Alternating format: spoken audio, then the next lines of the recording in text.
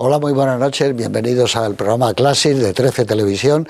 Esta noche vamos a ver la película El Señor de la Guerra, The Warlord, dirigida por Franklin Schaffner, que es un director estupendo del que hemos puesto aquí, si no recuerdo mal, Planeta de los Simios.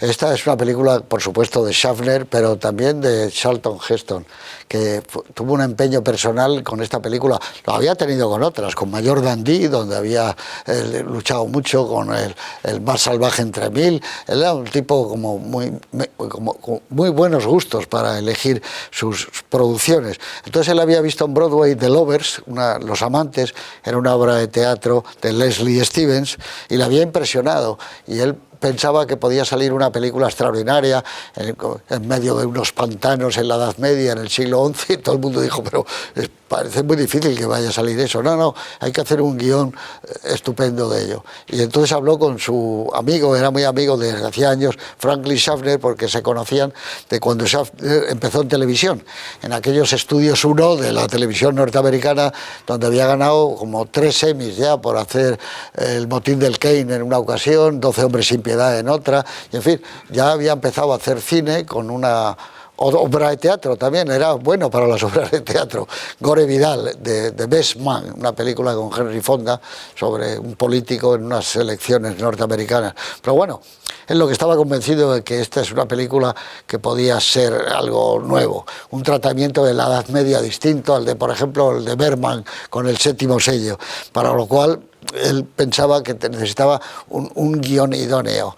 En ese territorio que podía ser la Holanda de hoy, ¿no?, donde se desarrolla la película, y que luego no les dejaron ir ni rodarla en Inglaterra, tuvieron que ir al norte de California, donde había rodado la película Horizontes de Grandeza, hace unos años con William Wyler, y recordaba que había una zona cerca de donde habían filmado, pantanosa, y que era ideal para la película. Bueno, pues esta es la historia de un caballero sin tierras que pelea por el duque de Normandía. Lleva 20 años con la misma esposa, como él dice, que es la espada, esa espada que tiene, y que entonces de repente, y en un momento de su vida para él inesperado, ve a una mujer y se enamora de ella, con el problema que tiene que utilizar algo de lo que no se siente muy feliz, ¿no? Esta chica se va a casar en nada, en un par de días, y él utiliza el derecho del señor, el derecho de pernada, y bueno, a partir de ahí es una película de una acción y una violencia tremenda, de unas reflejo de costumbres increíbles, los cortes de pelo que tienen todos los actores y que les obligaron a cortarse el pelo, los grabados, la cota de malla que lleva él, que es real, que la habían visto en varios lugares, o sea, muy minuciosa toda la película, y yo creo que se han pasado los años y que lo que tiene es una poderosa dirección de Schaffner, que ya estaba a punto, pues eso, de hacer Planeta de los Simios, Patton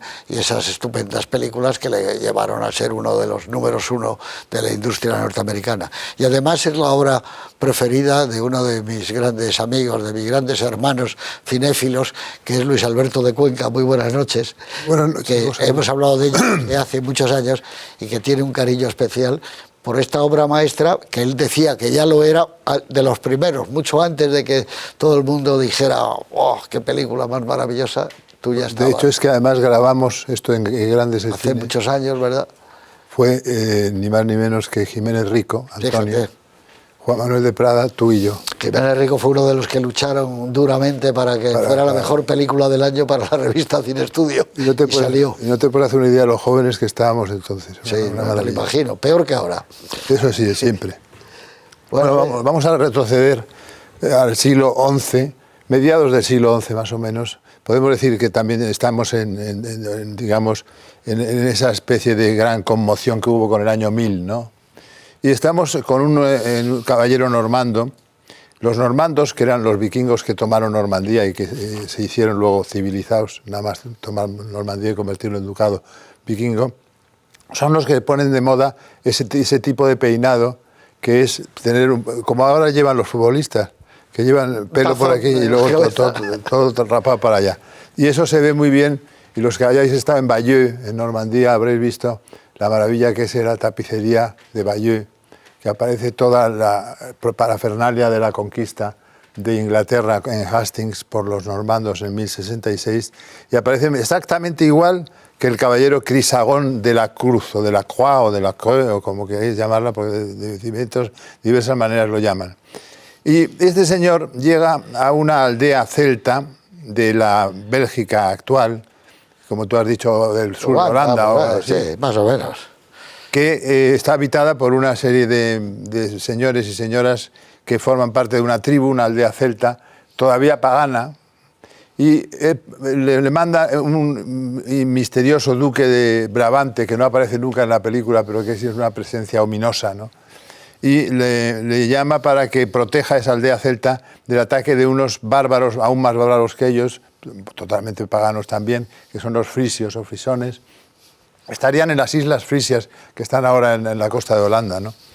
Y en ese momento de acción bélica que era proteger a estos señores de los frisios, pues se encuentra, salida de las aguas de un pantano, a Bronwyn, a su amor, a esa mujer maravillosa que Rosemary Forsyth ha inmortalizado. Y desde el principio ya ves que todo va de mitología y de simbolismo, ¿no? Porque no cabe duda de que la diosa que sale de las aguas, que brota de las aguas, es Afrodita, la diosa del amor. Y ahí está, surgiendo de las aguas de esas pantanosas del lugar, la maravillosa Bronwyn, ¿no? Después va a haber una serie de conflictos, incluso en la familia, porque hay un hermano que vamos a ver que se pelea con Crisagón, y vamos a irlo viendo poquito a poco. Y vamos a ir viendo cómo florece ese amor entre Rosemary Forsyth y Charlton Heston, Crisagón y Bronwyn, hasta el punto de que al final, pues no lo vamos a contar ahora. No, claro.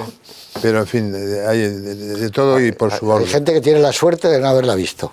Ojalá. No lo olvides, claro. La banda sonora de Jerome Moros, me parece que se llama, es muy buena, es como wagneriana un poco, tiene un aire wagneriano y me gusta mucho. Y luego lo que es estupendo es los decorados de Henry Bumstead y Alexander Golitsyn y el vestuario de un italiano, Nino Novarese, que hacen que estemos sumergidos en la auténtica Edad Media, no en la Edad Media edulcorada de los Caballeros de la Tabla Redonda con Robert Taylor, sino una auténtica Edad Media que sería tal y como lo vemos ahí, ¿no? Y la imagen del poder es esa torre, una torre en medio de la llanura, que es donde va a habitar el caballero normando Crisagón, y donde van a pasar muchas cosas. Que luego yo creo que la torre da mucho de sí, porque no parece que quepa tanta gente en la torre, ¿no? Pues pero ¿sabes qué hicieron la torre? La llevaban y la movían durante el rodaje, la llevaron a la playa de Malibu, algunas escenas, o sea, hicieron 2 o 3 tamaños de torres, las llevaban con ruedas, pero eran estupendas. Bueno, luego hay una serie de personajes secundarios interesantísimos, como el hombre que protege al caballero, que es Bors, que es una persona que no habla, Richard Boone, que está muy bien, y lo vais a pasar maravillosamente. Pero para terminar ya esta brevísima introducción, hay que decir que hay 2 maneras de ver esta película. Una, no habiendo leído el ciclo de Bronwyn de Juan Eduardo Cirlot, un poeta catalán de expresión castellana, nacido en 1916 y muerto en 1973. Hay una manera de ver la película si conoces la obra de Bronwyn de este señor, y otra si no la conoces. De modo que yo, que sí conocía ya cuando vi la película, la obra de Cirlot, me quedé pasmado, porque es verdaderamente increíble la complicidad que hay entre la película de Schaffner y el mundo de Cirlot. Cirlot, estamos hablando probablemente de uno de los 2 o 3 mejores poetas españoles, diríamos casi de todos los tiempos, pero desde luego del siglo XX. Un poeta asombroso. Y bueno, pues precisamente él vio la película, se fue un domingo con su mujer a ver la película, igual que podíamos hacer cualquiera de nosotros, y surgió de las aguas Rosemary Forsyth, y no solo encandiló al caballero normando, sino también al poeta catalán. Y le dedicó desde 1967, él lo vio en 1966, porque se estrenó en España en el 66, hasta 1972, vísperas de su muerte, le dedicó una serie de libros que están encuadernados en un volumen que tiene 600 páginas. O sea que el señor de la guerra fue el señor de las letras. El señor de las letras. De modo que volveremos a hablar de Cirlot al hablar de esta película, pero yo creo que es fantástico que la hayas traído aquí, porque va a gustar muchísimo a las nuevas generaciones. Muy bien, muchas gracias. Lucía Tello, muy buenas noches. Buenas noches. Dinos algo antes de que veamos esta película que, como ves, le gusta tanto a mi amigo Luis Alberto. Pues ante todo hay que decir que esta película ha nacido con vocación ya eterna, porque lo comentábamos antes, hay películas que pretenden ser vanguardistas y que en realidad enseguida ya empiezan a notarse las costuras. Esta película no tiene tiempo, es atemporal y además con el tiempo ha ido mejorando. Lo que me gustaría que se fijaran sobre todo pues, las nuevas generaciones es en el Schaffner, el control absoluto que tiene de la cámara, del encuadre. Es que no hay ningún encuadre que no sea, que no defina de alguna manera la psicología de los personajes. Está todo muy connotado, todo el decorado. Ellos, por ejemplo, todos los movimientos que hace la cámara denota también la posición de los amantes, desde que están separados hasta que luego se van uniendo. Todas las vigas, todas las cosas que están entre medias, entre la cámara y los personajes, ya muestra mucho la intencionalidad que tiene de decir, bueno, estas son las dificultades a las que se enfrenta este personaje heroico que, sin embargo, es un perdedor, pero no de una mala manera, sino que es un héroe que no va a conseguir, esto no quiero decir ningún spoiler, ¿no? Pero es verdad que tiene muchos rasgos posmodernos, a pesar de lo que pueda parecer, entre ellos un final que no es el esperado, un tratamiento visual que se contrapone un poco a su origen teatral e incluso la interpretación de ellos, esa iluminación, porque es que hay que fijarse en el hecho de que incluso en las escenas más importantes, ellos a veces están, por ejemplo, ella aparece a oscuras muchas veces, incluso cuando declara su amor, que debería ser el momento en el que estuviera más iluminada, ¿no? Russell Metty, que es el director de fotografía, es brillante, ha hecho un trabajo increíble a lo largo de toda su carrera, pero en este caso concreto hace un ejercicio absoluto de poesía con la cámara y con la imagen y creo que a los espectadores, sobre todo los que no la hayan visto todavía, que qué suerte tienen, creo que van a disfrutar mucho. Russell Metty, el operador, como dices tú, acababa de hacer recientemente Espartaco, es el operador de Sede Mal, así que recuerde yo ahora mismo, y metió una serie de filtros en la cámara para buscar esa especie de, eso que tú decías, Luis Alberto, de la Edad Media, de que no fuera la de los caballeros del rey Arturo y eso. Entonces, esos gels que metió también en los objetivos, y claro, dio un aire especial a la película. Rosa Belmonte, muy buenas noches. Muy buenas noches. Antes de verlo, dinos algo. Aparte de que Heston, es verdad, aquí está muy bien como actor. Bueno, a mí ya sabes que a mí Heston me gustan hasta los andares. Es realmente el impulsor de esta película. Es el impulsor de esta película, aunque luego en el estudio se la machacaran, sí. Él quería una película más íntima y los otros querían más acción y se la retocaron en el montaje. Has dicho lo del peinado y es verdad que el peinado de Charlton Heston aquí es el más intolerable de la historia del cine, o sea, es que ni lo supera Javier Bardem en No es país para viejos ni siquiera el fiscal jefe de la Audiencia Nacional, ¿no? Pero que el pelo sea tan horrible, y también lo has dicho, tiene que ver con que es una película fiel a la época, claro. que es en el año 65 y hace unos pocos años cuando los hermanos Olivares hacen la serie de televisión Isabel y al principio lo hacen viendo los grabados de la época y ven que están tan feos los personajes que dicen nah. Nos olvidamos de los grabados y que la gente salga guapa. Y aquí no, aquí salen horrorosos con esos peinados y esos ropajes. Pero es verdad que es una película impresionante y además lo bueno que tiene la película es que no es una película que se vea mucho en las televisiones. Y por eso tiene más interés.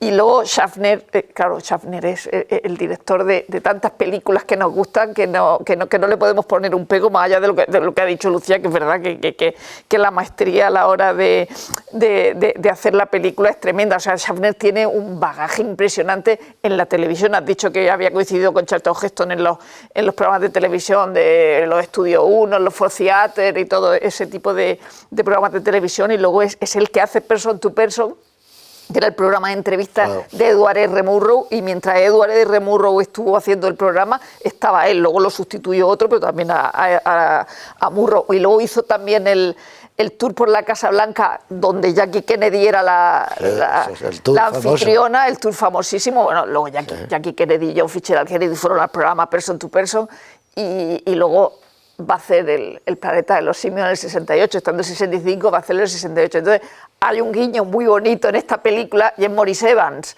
que es el que hace de cura loco. Que es el Dr. Zaius del planeta de los simios. Entonces tiene mucha gracia ver a Charlton Heston con el Dr. Zaius cuando todavía no es el Dr. Zaius. A mí me parece una película que mucha gente no conoce, porque no es de las más conocidas de la gente, aunque de Luis Alberto sí lo sea, pero hay mucha gente que si dice, dime películas de Charlton Heston, esta va a ser de las últimas que te va a decir, y es una película fantástica sobre la Edad Media, que nos encanta la Edad Media, y no toda la Edad Media es Ivanhoe. Y luego él hizo, al final de su carrera, una cosa sobre las cruzadas también, cuando ya tenía la carrera un poco ya cuesta abajo, pero una película sobre la Edad Media maravillosa.